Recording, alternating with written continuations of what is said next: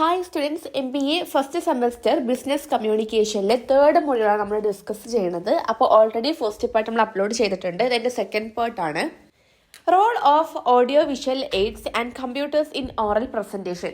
അപ്പോൾ ഒരു ഓറലേക്കാണ് നമ്മൾ പ്രസൻറ്റേഷൻ ചെയ്യുന്ന സമയത്ത് ഓഡിയോൻ്റെയും അതുപോലെ തന്നെ വീഡിയോസ് അതുപോലെ തന്നെ കമ്പ്യൂട്ടേഴ്സ് ഇതിൻ്റെയൊക്കെ പ്രാധാന്യം അവരുടെ റോൾ എന്താണെന്നാണ് പറയുന്നത്.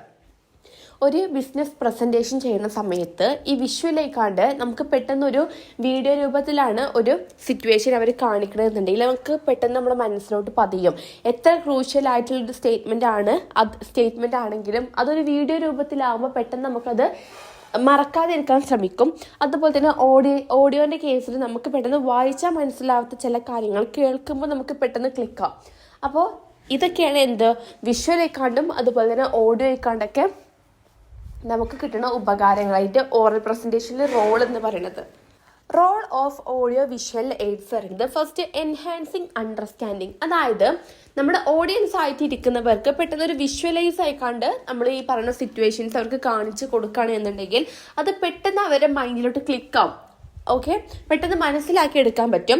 രണ്ടാമത് ഇൻക്രീസിങ് എൻഗേജ്മെന്റ്. അതായത് കുറേ വർണ്ണങ്ങളുള്ളത് നല്ല രീതിയിലോട്ടുള്ളൊരു വീഡിയോ ഒക്കെ നമ്മൾ അവരുടെ ഓഡിയൻസിന്റെ മുന്നിൽ പ്ലേ ചെയ്ത് കൊടുക്കുകയാണ് എന്നുണ്ടെങ്കിൽ അവിടെ എന്ത് ചെയ്യുന്നു, ഓഡിയൻസ് നല്ല രീതിക്ക് എൻഗേജ് ചെയ്ത് നിൽക്കും. കാരണം അവർക്ക് ആ ഒരു ചിത്രങ്ങളിലൂടെ കാര്യം എന്താണെന്ന് പെട്ടെന്ന് മനസ്സിലാവുന്നത് കൊണ്ട് അവിടെ ഓഡിയൻസിന്റെ എൻഗേജ്മെന്റ് കൂടും. Next improving retention. അതായത് നമ്മൾ ഈ വിഷ്വലേക്കാണ്ടും ഓഡിയോക്കാണ്ടൊക്കെ ഒരു കാര്യം ഒരു പ്രസൻറ്റേഷൻ ചെയ്യുകയാണെന്നുണ്ടെങ്കിൽ അവിടെ അത് ഈ ഒരു ഓഡിയൻസ് മറക്കില്ല. കാരണം നമ്മളിപ്പോൾ ഒരു പറയണ കാര്യം പെട്ടെന്ന് നമുക്ക് ചെവിയിലൂടെ ഒരു ചെവി കേട്ട് മറ്റൊരു ചെവിയിലൂടെ നമ്മൾ വിടുന്നു. പക്ഷെ നമ്മളൊരു കണ്ട അങ്ങനെ പെട്ടെന്നൊന്നും മറക്കാൻ ചാൻസ് ഇല്ല. Fourth professional appeal. അതായത് നന്നായിട്ട് ഒരു വീഡിയോ നമ്മൾ പ്രസൻറ്റ് ചെയ്യുകയാണ്, അതായത് ഒരു പ്രൊഫഷണൽ ആയിട്ട് നല്ലൊരു ക്ലാരിറ്റിയിലോടും നല്ലൊരു പ്രൊഫഷണലി ഒരു വീഡിയോ റെഡി ആക്കുകയാണെന്നുണ്ടെങ്കിൽ അത് കൂടുതൽ ഓഡിയൻസിനെ എൻഗേജ് ചെയ്യിപ്പിക്കും.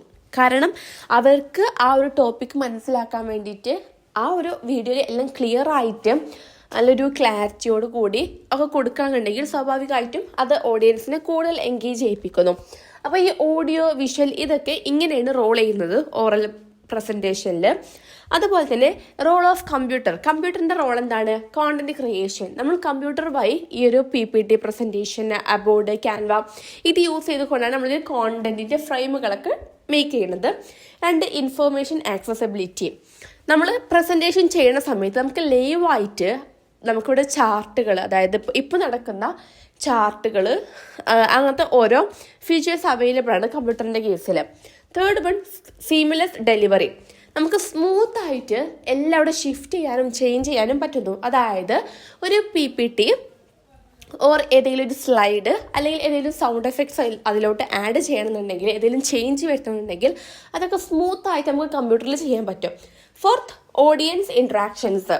നമുക്കൊരു ക്വസ്റ്റ്യൻ ചോദിക്കുകയാണെന്നുണ്ടെങ്കിൽ ഈ ഓഡിയൻസിൻ്റെ ഇൻട്രാക്ഷൻസ് ഒക്കെ നമുക്ക് ആ കമ്പ്യൂട്ടറിൽ കാണാൻ പറ്റും. ഇപ്പോൾ നമ്മൾ കമ്പ്യൂട്ടർ ബേസ്ഡ് ആയിട്ടുള്ള ക്വസ്റ്റ്യൻസ് ആണ് ചോദിക്കണമെന്നുണ്ടെങ്കിൽ ആ ലെവലിൽ തന്നെ നമുക്ക് എല്ലാതും കാണാം. അവരുടെ ഇൻട്രാക്ഷൻസ് എങ്ങനെയാണെന്നൊക്കെ മൂവ്മെൻറ്റ്സ് ഒക്കെ നമുക്ക് മനസ്സിലാക്കാൻ പറ്റും. അപ്പോൾ ഇതൊക്കെയാണ് ഓഡിയോ വിഷ്വൽ കമ്പ്യൂട്ടേഴ്സ് ഇതിൻ്റെയൊക്കെ റോൾ എന്ന് പറയുന്നത് ഓറൽ പ്രസൻറ്റേഷനിൽ. നെക്സ്റ്റ് ടോപ്പിക്കാണ് ലിസണിങ് സ്കിൽസ്. അപ്പോൾ ലിസണിങ് സ്കിൽ എന്ന് പറയുമ്പോൾ ഒരു വ്യക്തി മറ്റൊരു വ്യക്തിനോട് എന്തെങ്കിലും ഒരു കാര്യം കമ്മ്യൂണിക്കേറ്റ് ചെയ്യുന്ന സമയത്ത് അവർ പറയുന്നത് ജസ്റ്റ് കേട്ട് നിൽക്കുക എന്ന് മാത്രമല്ല നമ്മളവിടെ ചെയ്യേണ്ടത്. അതായത് ഒരു ആക്റ്റീവ് ഒരു ലിസണിങ് സ്കില്ല് അവിടെ ബിൽഡ് ചെയ്യേണ്ടത് എങ്ങനെയാണ്? ഒരു വ്യക്തി നമ്മളോട് കമ്മ്യൂണിക്കേറ്റ് ചെയ്യുന്ന സമയത്ത് നമ്മൾ അതിന് തിരിച്ച് റെസ്പോണ്ട് കൊടുക്കുക, നല്ലൊരു ഫീഡ്ബാക്ക്, അതുപോലെ തന്നെ അദ്ദേഹം പറയുന്നതിനനുസരിച്ചിട്ടുള്ള ഓരോ ആൻസേഴ്സ്, അതുമായി ബന്ധപ്പെട്ട കാര്യങ്ങൾ നല്ലൊരു ഫീഡ്ബാക്ക് ആയിട്ടോ അതിന് മറുപടി ആയിട്ടോ കൊടുക്കാം. അങ്ങനെ അല്ലാതെ വെറുതെ ജസ്റ്റ് കേട്ട് നിൽക്കുക എന്നുള്ളത് മാത്രമല്ല, അവരുമായിട്ട് കമ്മ്യൂണിക്കേഷൻ ചെയ്യുമ്പോഴാണ് അവിടെ ഒരു ലിസണിങ് സ്കില്ല് ബിൽഡ് ചെയ്യുന്നത്.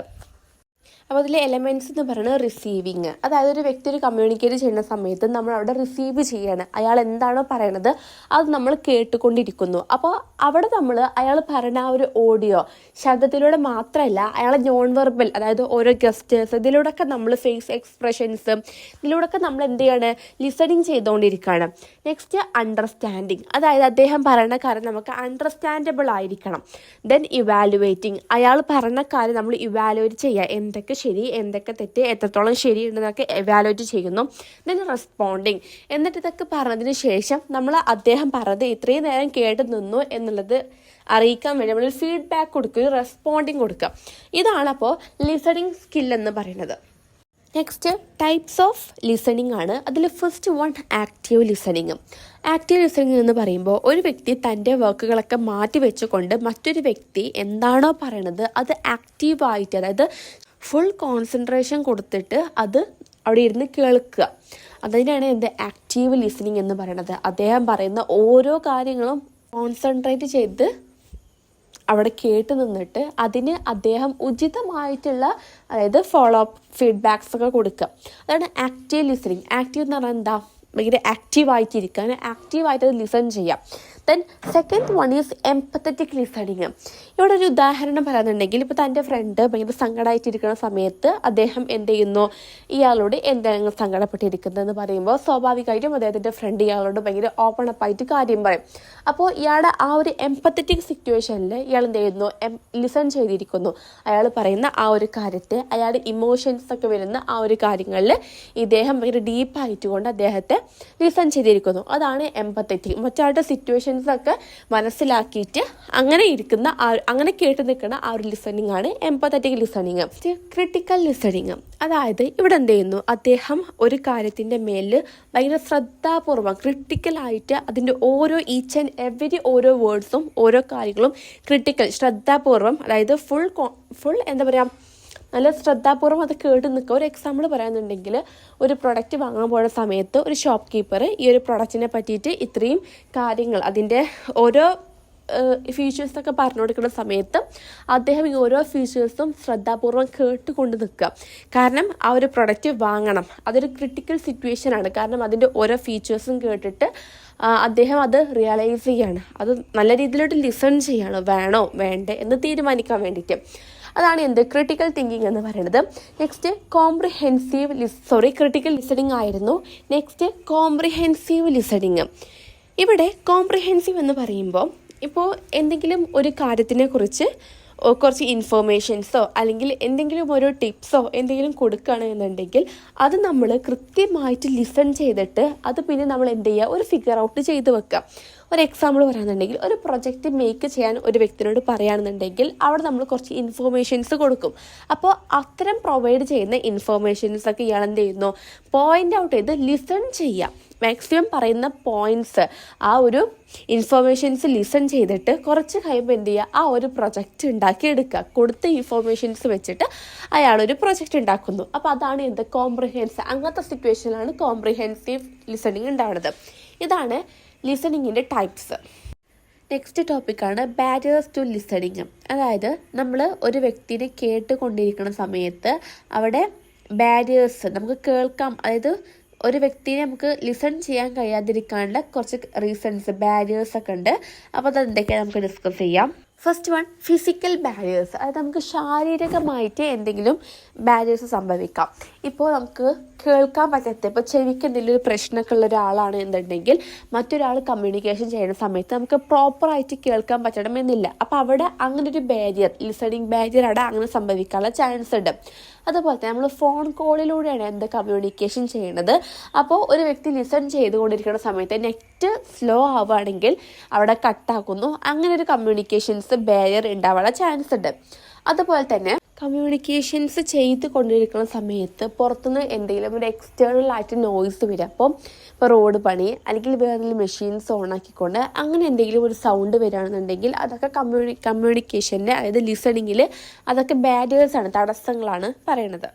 Next psychological barriers. അത് മാനസികമായിട്ടുള്ള ഓരോ തടസ്സങ്ങൾ എന്തൊക്കെയെന്ന് വെച്ചാൽ, ഒന്നാമത് മേ ബി ആ ഒരു വ്യക്തിക്ക് അദ്ദേഹം പറയുന്ന കാര്യം കേൾക്കാനുള്ള ഇൻട്രസ്റ്റ് ഉണ്ടാവില്ല. കാരണം ആ ഒരു മാനസികാവസ്ഥ അല്ലായിരിക്കാം. അദ്ദേഹത്തിന് വേറെ എന്തെങ്കിലും കാര്യത്തിൽ ഇൻട്രാക്ട് ചെയ്യാൻ താല്പര്യം ഉണ്ടെങ്കിൽ അദ്ദേഹം ആ ഒരു കാര്യത്തിൽ ഇൻട്രസ്റ്റ് ഉണ്ടാവില്ല. അപ്പോൾ അവിടെ അങ്ങനെ ഒരു ബാരിയേഴ്സ് സംഭവിക്കാൻ ചാൻസ് ഉണ്ട്. പിന്നെ കമ്മ്യൂണിക്കേഷൻ ചെയ്യുന്ന സമയത്ത് ഈ ഒരു വ്യക്തി, ഓപ്പോസിറ്റ് നിൽക്കുന്ന ആൾ ഭയങ്കര സ്ട്രെസ്ഡ് ആണെന്നുണ്ടെങ്കിൽ അയാൾക്കത് ആ സ്ട്രെസ്സിൻ്റെ കൂടെ മേ ബി ഇയാൾ പറയുന്ന കാര്യങ്ങൾ ഫുള്ളായിട്ട് കോൺസെൻട്രേഷൻ ചെയ്തിട്ട് അവിടെ ലിസൺ ചെയ്യാൻ കഴിയണമെന്നില്ല. അങ്ങനെ ഒരു ബാരിയേഴ്സ് സംഭവിക്കുന്നുണ്ട്. പിന്നെ ഒരു വ്യക്തി നമ്മളോട് കമ്മ്യൂണിക്കേഷൻ ചെയ്യുന്ന സമയത്ത് നമ്മളത് പൂർണ്ണമായിട്ട് ലിസൺ ചെയ്യണം. നമുക്ക് എന്തെങ്കിലും ഇമോഷണൽ, അതായത് ദേഷ്യം, ആങ്കർ, ഇങ്ങനത്തെ ഫീലിങ്സ് വെച്ച് കണ്ട് അവർ പറഞ്ഞ് ഫുള്ളാക്കണതിന് മുന്നേ അവിടെ നമ്മൾ ഇടയിൽ കയറി പറയാന്നുണ്ടെങ്കിൽ അതൊരു കമ്മ്യൂണിക്കേഷൻ ബാരിയറാണ്. ഒരു വ്യക്തി നമ്മളോട് കമ്മ്യൂണിക്കേഷൻ ചെയ്യുന്ന സമയത്ത് അതിൻ്റെ ഇടയിൽ കയറി നമ്മൾ പറയുക, അങ്ങനെ എന്തെങ്കിലും ചെയ്യാന്നുണ്ടെങ്കിൽ അതും ഒരു കമ്മ്യൂണിക്കേഷൻ ബാരിയറാണ്. നെക്സ്റ്റ് കോഗ്നിറ്റീവ് ബാരിയേഴ്സ് ആണ്. അതായത് നമ്മുടെ ബ്രെയിനിൻ്റെ കഴിവിനെ തടസ്സമാക്കുന്ന ബാരിയേഴ്സാണ് ഇവിടെ പറയുന്നത്. അപ്പോൾ ഇവിടെ എങ്ങനെയാണ്, അതായത് നമ്മുടെ തലക്കകത്ത് കുറേ ഇൻഫോർമേഷൻസ് ഓവർലോഡായി നിൽക്കുന്ന സമയമാണെന്നുണ്ടെങ്കിൽ ഒരു വ്യക്തി പറയുന്ന കാര്യങ്ങൾ മേ ബി നമുക്ക് ലിസൺ ചെയ്യാൻ കഴിയണമെന്നില്ല. കാരണം നമ്മൾ കുറച്ച് സീരിയസ് ആയിട്ട് കുറേ ഇൻഫർമേഷൻസ് ഇപ്പോൾ നമ്മൾ സ്ട്രെസ്സൊക്കെ കടന്ന് പോകുകയാണെന്നുണ്ടെങ്കിൽ നമുക്കത് അവർ പറയുന്നത് ശ്രദ്ധിക്കാൻ പറ്റണമെന്നില്ല. പിന്നെ ലാക്ക് ഓഫ് ഫോക്കസ് എന്ന് പറയുമ്പോൾ ഒരു എക്സാമ്പിൾ സ്കൂളിൻ്റെ കേസിൽ വെച്ച് നോക്കാം. ഇപ്പോൾ ക്ലാസ് എടുക്കുന്ന സമയത്ത് എല്ലാവരും കണ്ണ് തുറന്ന് നിൽക്കുകയും പക്ഷെ എല്ലാവരും പകൽ സ്വപ്നങ്ങളിലാണ്. അവിടെ ഒരാൾ കമ്മ്യൂണിക്കേഷൻ ചെയ്യുന്നുണ്ട്, പക്ഷെ എല്ലാവരും കണ്ണ് തുറന്നിട്ട് പല സ്വപ്നത്തിലാണ്. അപ്പോൾ ആരും ആ ഒരു വ്യക്തി കമ്മ്യൂണിക്കേഷൻ ചെയ്യുന്നത് ലിസൺ ചെയ്യണില്ല.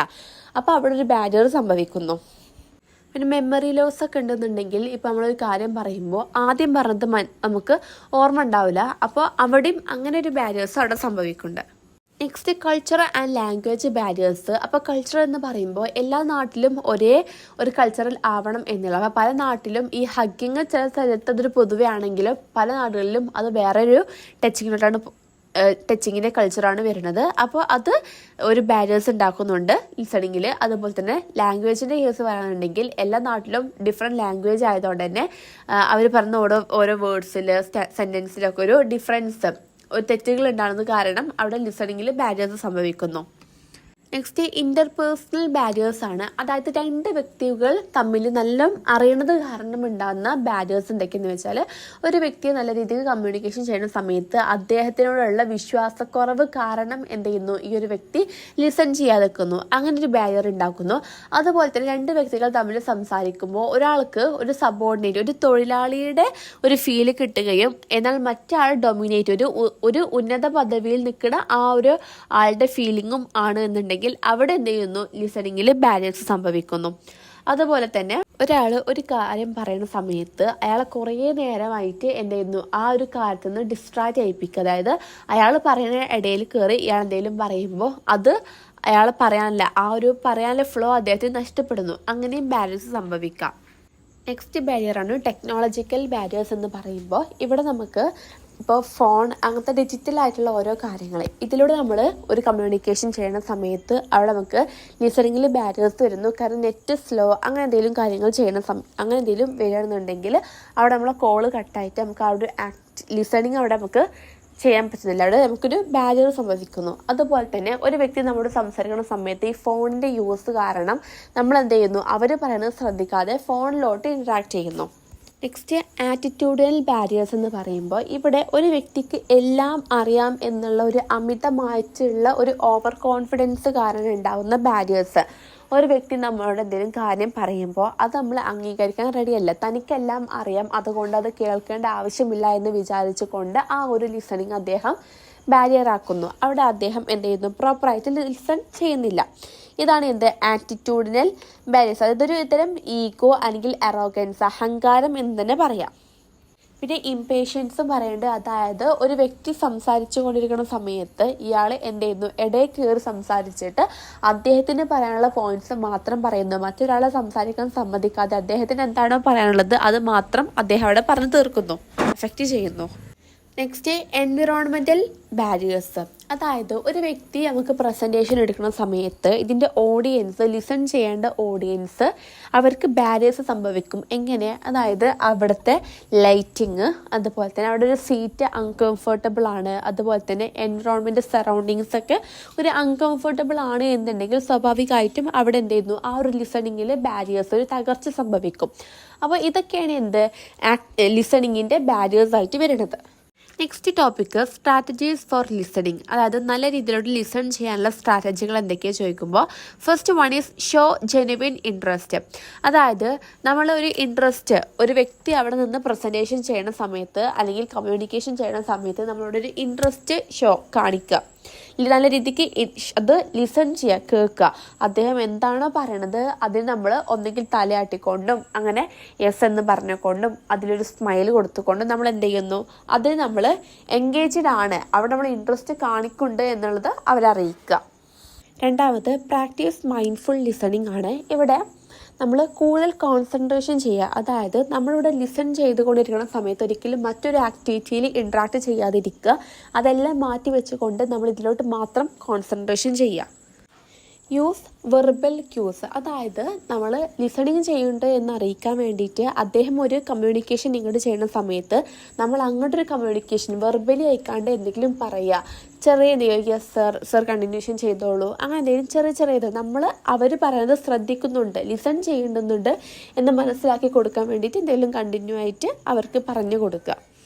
ഒബ്സർവ് നോൺ വെർബൽ ക്യൂസ്, അതായത് അവർ പറയുന്ന അവരുടെ പ്രസൻറ്റേഷൻ കൂടുതൽ മനസ്സിലാക്കാൻ വേണ്ടിയിട്ട് എന്ത് ചെയ്യുക, നമ്മൾ അവരുടെ നോൺ വെർബൽ, അവരുടെ പോസ്ചർ, ജസ്റ്റേഴ്സ്, ഫേഷ്യൽ എക്സ്പ്രഷൻസ് ഇതൊക്കെ നമ്മൾ നിരീക്ഷിച്ചുകൊണ്ട് നമുക്ക് അവർ പറയുന്ന ആശയങ്ങൾ കൂടുതൽ മനസ്സിലാക്കാൻ പറ്റും. അവോയ്ഡ് ഇൻ്ററപ്റ്റിങ്, അതായത് ഒരു വ്യക്തി നമ്മളോട് പ്രസൻറ്റേഷൻ അല്ലെങ്കിൽ കമ്മ്യൂണിക്കേഷൻ ചെയ്യുന്ന സമയത്ത് നമ്മൾ ഇടയിൽ കയറിയിട്ട് അവരോട് ചോദിക്കാതെ നിൽക്കുക, അവരെ ഇൻ്ററപ്റ്റ് ചെയ്യാതെ നിൽക്കുക, അവരുടെ പറഞ്ഞ് കഴിഞ്ഞിട്ട് അതിനുശേഷം നമ്മൾ ചോദിക്കുക. Next, foster A positive environment. നമ്മൾ എന്ത് ചെയ്യുക, ആ ഒരു കമ്മ്യൂണിക്കേഷൻ ലിസൺ ചെയ്യുന്ന ആൾക്കൊരു പോസിറ്റീവ് എൻവിറോൺമെൻറ്റ് നമ്മൾ കൊടുക്കുക. അതായത് അയാൾ പറയുന്നത് നമ്മൾ അംഗീകരിക്കുന്നുണ്ട്, അത് കേൾക്കുന്നുണ്ട് എന്നുള്ളതിന് ഒരു ചെറിയ രീതിക്ക് തലയാട്ടി കണ്ടൊക്കെ അയാളെ ഒന്ന് എൻകറേജ് ചെയ്യിപ്പിക്കുക. നെക്സ്റ്റ്, ബി പേഷ്യൻ്റ്, അതായത് നമ്മൾ അദ്ദേഹത്തിൻ്റെ പറഞ്ഞ് കഴിഞ്ഞിട്ട് അദ്ദേഹത്തിന് ചിന്തിക്കാൻ ഉള്ള അവസരങ്ങൾ കൊടുത്തിട്ട് വേണം നമ്മൾ അദ്ദേഹം ഫുൾ പറഞ്ഞു കഴിഞ്ഞതിന് ശേഷം മാത്രമേ നമ്മളെ അവസരം നമുക്ക് എന്ത് ചോദിക്കാനുണ്ടെങ്കിലും ചോദിക്കാൻ പറ്റുള്ളൂ. നമ്മൾ പേഷ്യൻ്റ് ആയിട്ട് ഇരിക്കണം. ദെൻ ഫോളോ അപ്പ്, അതായത് അദ്ദേഹം ഇത്രയും കാലം നമ്മോട് പറഞ്ഞതിന് ശേഷം നമ്മൾ എന്ത് ചെയ്യുക, ഓക്കെ നിങ്ങൾ ഇത്രയും കാലം നിങ്ങളുടെ എല്ലാ കാര്യവും ഞങ്ങളോട് പറഞ്ഞു എന്ന് പറഞ്ഞിട്ട് എന്ത് ചെയ്യുക, നമ്മൾ നന്ദിയൊക്കെ പറയുക. ആഫ്റ്റർ നമ്മൾ എന്തെങ്കിലും ഡൗട്ട് ഉണ്ടെങ്കിൽ ചോദിക്കുക, അങ്ങനെയൊക്കെ ചെയ്യാം. അപ്പോൾ ഇതാണ് ഒരു ലിസണിങ്ങിൻ്റെ സ്ട്രാറ്റജീസ് എന്ന് പറയുന്നത്, അതായത് കൂടുതൽ നമുക്ക് ലിസൺ ചെയ്യാൻ വേണ്ടിയിട്ടുള്ള സ്ട്രാറ്റജീസ്. നെക്സ്റ്റ് ടോപ്പിക്കാണ് ബോഡി ലാംഗ്വേജ്. അതായത് ഒരാൾ പ്രസൻറ്റേഷൻ ചെയ്യുന്ന സമയത്ത് ബോഡി ലാംഗ്വേജ് ഏറ്റവും ഇമ്പോർട്ടൻ്റ് ആയിട്ടുള്ള ഒരു കാര്യമാണ്. അപ്പോൾ ഈ ഒരു ബോഡി ലാംഗ്വേജ് കോൺഫിഡൻസ് കൊടുക്കുമെന്നാണ് പറയണത്. അപ്പോൾ അതിൽ എന്തൊക്കെയാണ് ഒരു ബോഡി ലാംഗ്വേജിൽ ഇൻക്ലൂഡ് ആയിട്ടുള്ള കാര്യങ്ങൾ, അതിൻ്റെ എലമെൻറ്റ്സ് എന്തൊക്കെയെന്ന് പറയാം. First one, posture. അതായത് നമ്മൾ പ്രസൻറ്റേഷൻ ചെയ്യുന്ന സമയത്ത് സ്റ്റാൻഡിങ്, അതായത് സ്ട്രെയിറ്റ് ആയിട്ട് ടോളായിട്ട് സ്റ്റാൻഡ് ചെയ്തുകൊണ്ടിരിക്കുക. ഇങ്ങനെ സ്ലൗച്ചിങ് ഒന്നും ആവരുത്, അതായത് കൂന് നിൽക്കരുത്. നമ്മൾ സ്റ്റഡി ആയിട്ട് സ്റ്റാൻഡേർഡ് ആയിട്ട് നിൽക്കണം. അവിടെ ഒരു പ്രൊഫഷണൽ തോന്നിപ്പിക്കും. അതുപോലെ തന്നെ അങ്ങനെ സ്റ്റഡി ആയിട്ട് സ്റ്റാൻഡേർഡ് ആയിട്ട് നിൽക്കുന്നുണ്ടെങ്കിൽ നമുക്ക് അതിന് കോൺഫിഡൻസ് അവിടെ ബിൽഡ് ചെയ്യും. Next one, I contact. നമ്മൾ പ്രസൻറ്റേഷൻ ചെയ്യുന്ന സമയത്ത് ഇപ്പോൾ എല്ലാവരുമായിട്ട് കണ്ണൊടിച്ചുകൊണ്ട് എല്ലാവരുടെ ഫേസിലോട്ടും കണ്ണ് പോയിക്കൊണ്ട് വേണം നമ്മളവിടെ പ്രസൻറ്റേഷൻ ചെയ്യാൻ.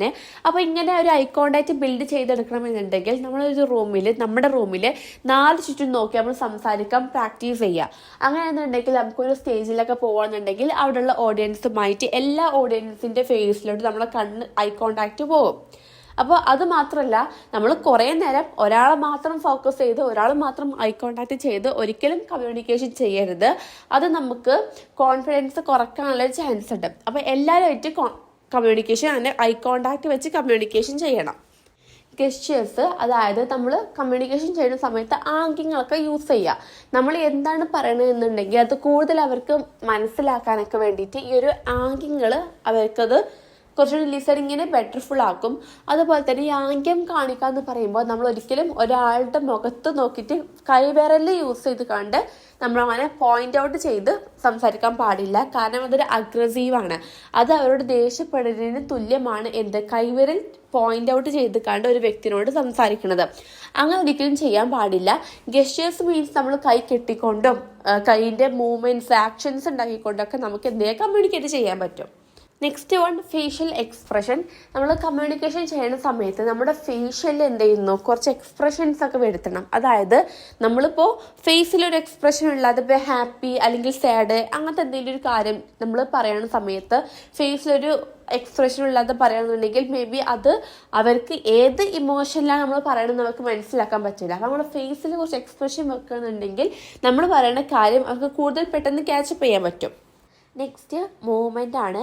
മൂവ്മെൻ്റ് എന്ന് പറയുമ്പോൾ ഇപ്പോൾ അദ്ദേഹം പ്രസൻറ്റേഷൻ ചെയ്യുന്ന സമയത്ത് അങ്ങോട്ടും ഇങ്ങോട്ടും നടക്കാതിരിക്കുക. അതായത് നമ്മളൊരു കാര്യം പറയുമ്പോൾ ചെറിയ രീതിയിലൊരു ഡയറക്ഷൻ മാറി നമുക്ക് നടക്കാൻ പറ്റും, പക്ഷെ അങ്ങോട്ടും ഇങ്ങോട്ടും എന്നുള്ള ആ ഒരു ഡയറക്ഷൻ നടക്കരുത്. ചെറിയ ലളിതമായിട്ട് നമ്മൾ ജസ്റ്റ് ഇങ്ങനെ നടന്നുകൊടുക്കുക. അതുപോലെ തന്നെ നമ്മൾ സ്ട്രോങ് ആയിട്ടുള്ള എന്തെങ്കിലും പോയിന്റ്സ് പറയുമ്പോൾ അവിടെ സ്റ്റേ ചെയ്ത് കണ്ട് ആ ഒരു കാര്യം പറയാം. അങ്ങനെ മൂവ്മെൻറ്റ്സ് അതാണ്. ഹാൻഡ്സ് ആൻഡ് ആംസ്, അതായത് നമ്മൾ ഗസ്റ്റേഴ്സ് യൂസ് ചെയ്യാത്ത സമയത്ത് നമ്മൾ കൈയിൻ്റെ മുട്ടൊക്കെ അത് നമ്മുടെ ശരീരഭാഗത്തോട് ഒട്ടിച്ച് വെക്കുക. അതായത് ഒട്ടിച്ച് വെക്കുക മീൻസ് ഒരു സ്റ്റാൻഡേർഡ് കീപ്പ് ചെയ്തിട്ട് കൈ വെക്കുക. അതുപോലെ തന്നെ ഒരിക്കലും നമ്മൾ കൈ പോക്കറ്റിലോട്ട് ഇടരുത്. അതെന്താണ്, അവിടെ ആ ഒരു ലിസണിങ്ങിനെ ബാധിക്കും, നമ്മളവിടെ എതിർക്കുന്നു എന്നുള്ള ആ ഒരു ചിഹ്നമാണ് അവിടെ കാണിക്കുന്നത്.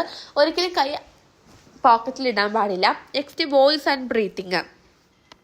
നമ്മൾ വോയിസ് എന്ന് പറയുമ്പോൾ നല്ല അത്യാവശ്യം ലൗഡ് ആയിക്കോട്ടെ, നമ്മൾ പെറുപിറുക്കണം അതേ ഒരിക്കലും സൗണ്ട് ഇടാൻ പാടില്ല. അത്യാവശ്യം ലൗഡ് ആയിക്കോട്ടെ, എല്ലാവർക്കും കേൾക്കണ രീതിയിലോട്ട് നല്ല കോൺഫിഡൻസ് ആയിട്ട് പറയണം.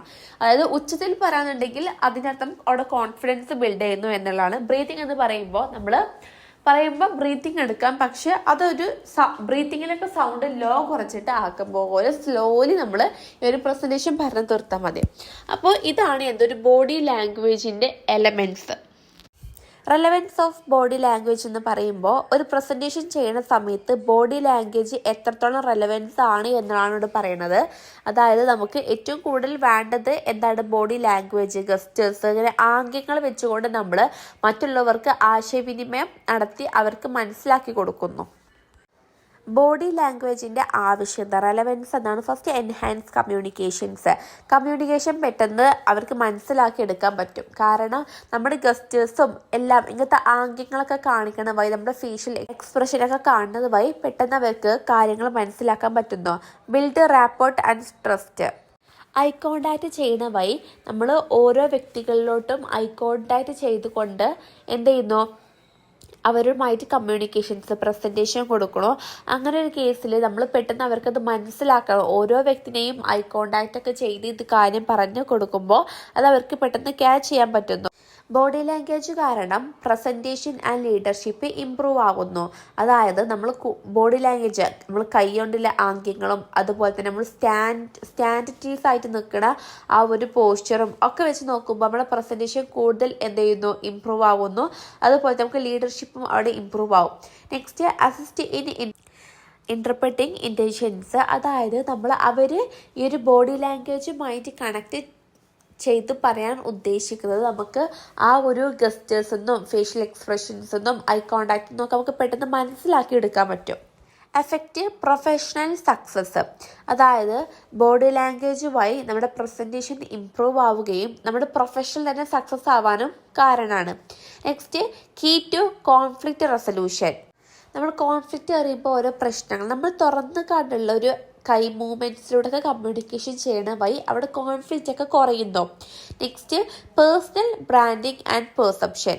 അതായത് ഒരു വ്യക്തി അയാളെ സ്വന്തം എങ്ങനെ കാണുന്നു എന്നും അതുപോലെ തന്നെ ആ ഒരു വ്യക്തിനെ മറ്റുള്ളവർ എങ്ങനെ കാണുന്നു എന്നുള്ളത് ഡിഫറെൻ്റ് ആയിരിക്കും. അപ്പോൾ അതാണ് എന്ത്, പേഴ്സണൽ ബ്രാൻഡിങ് ആൻഡ് പെർസെപ്ഷൻസ്. അപ്പോൾ ഇതൊക്കെയാണ് ബോഡി ലാംഗ്വേജിൻ്റെ റെലവൻസുകൾ. ഈ ഒരു പാർട്ടിൽ നമ്മൾ ഇത്രയും പോർഷൻസാണ് അപ്പോൾ ഡിസ്കസ് ചെയ്തത്. ഇനി നമുക്ക് കുറച്ചുകൂടി പോർഷൻസ് കംപ്ലീറ്റ് ആക്കാനുണ്ട്. നമുക്ക് പാർട്ട് 3 ആയിട്ട് അപ്ലോഡ് ചെയ്യാം. അപ്പോൾ ഇഷ്ടപ്പെട്ടാൽ ലൈക്ക് ചെയ്യുക, അതുപോലെ സബ്സ്ക്രൈബ് ചെയ്യുക.